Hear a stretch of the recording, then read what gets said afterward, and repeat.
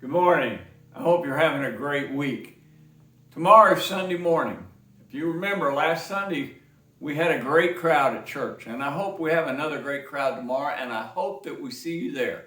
9 o'clock, Murfreesboro Road, the Unit Church of Christ. If you can't make it, we will still be streaming the service live. I hope that the weather missed you yesterday. I was down in Blue Ridge, Georgia, south of here, and I called back and Kitty said, well, most of it slid south of us.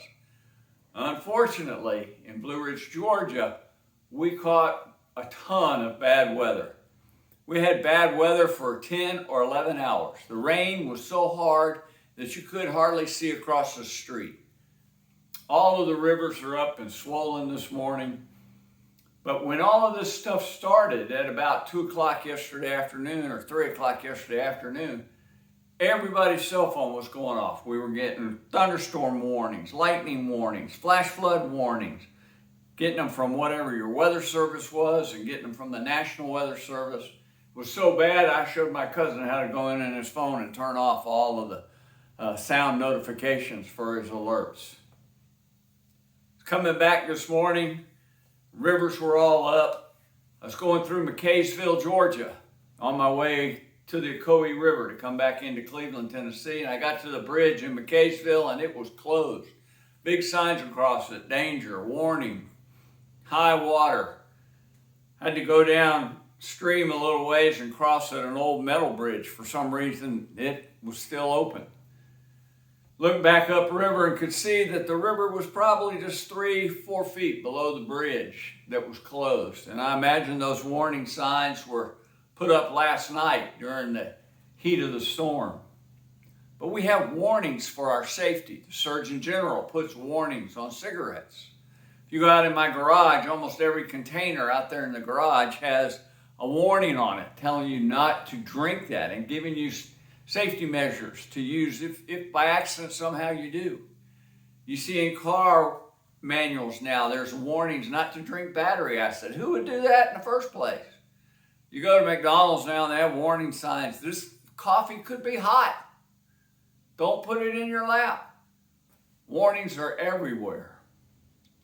This morning I want to read to you from Galatians chapter 5, beginning in verse 16.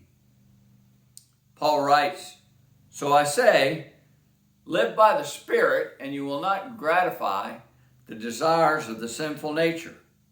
For the sinful nature desires what is contrary to the Spirit, and the Spirit what is contrary to the sinful nature. They are in conflict with each other, so that you do not do what you want. But if you are led by the Spirit, you're not under the law. The acts of the sinful nature are obvious: sexual immorality, impurity and debauchery, idolatry and witchcraft, hatred, discord, jealousy, fits of rage, selfish ambition, dissension, factions, envy, drunkenness, orgies, and the like. I warn you, as I did before,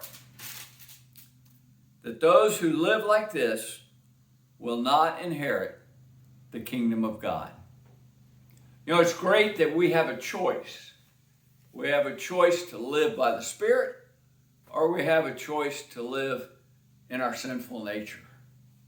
Just like the warnings, don't drink the battery acid. You have the choice to do it this way or do it that. Paul encourages us to live by the Spirit, not by the sinful nature. Be safe. Stay well out there.